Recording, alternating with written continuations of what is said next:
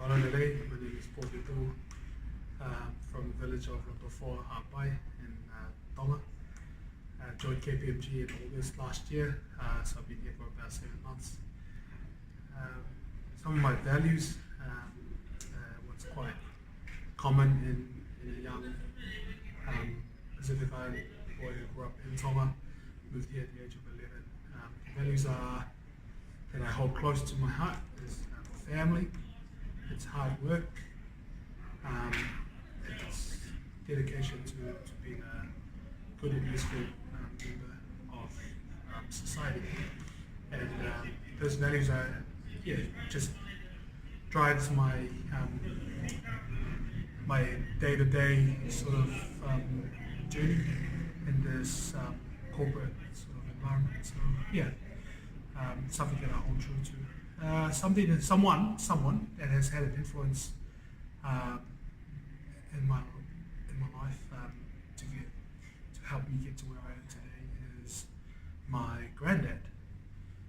He's passed on, but the life lessons that I've learned from time spent with him has helped me, even though we grow up in different generations and different eras of time.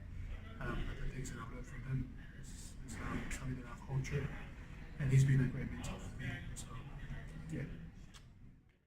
Aloha soifua, my name is Julius Tsao. I'm from the villages of Umataa, Toa F, Puipa'a and Toa Moa.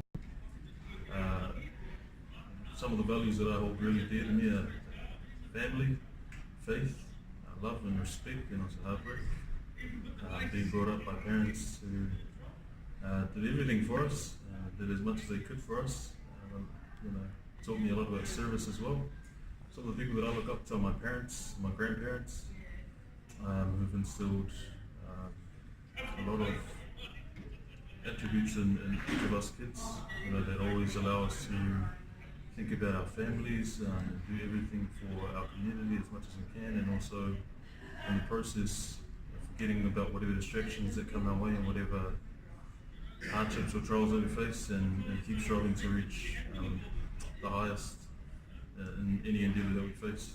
So for me, those are some of the values that I hold dear, and some of the things that my parents have influenced me to do. And although it's a struggle, and I'm sure it's a struggle for you guys as well, it's a constant battle that we all face. But remembering our ancestors and where we come from, and what our capacity is, I'm sure we've got to break through.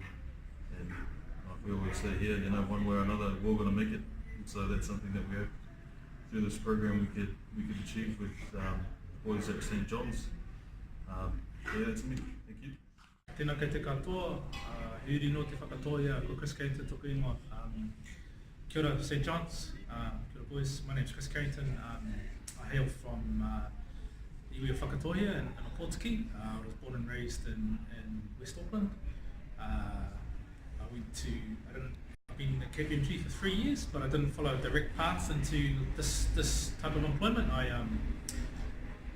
Year 13, probably a lot of you guys are year 13. I did 3 years of year 13, so I spent 8 years at high school. We didn't go to a high school that was big on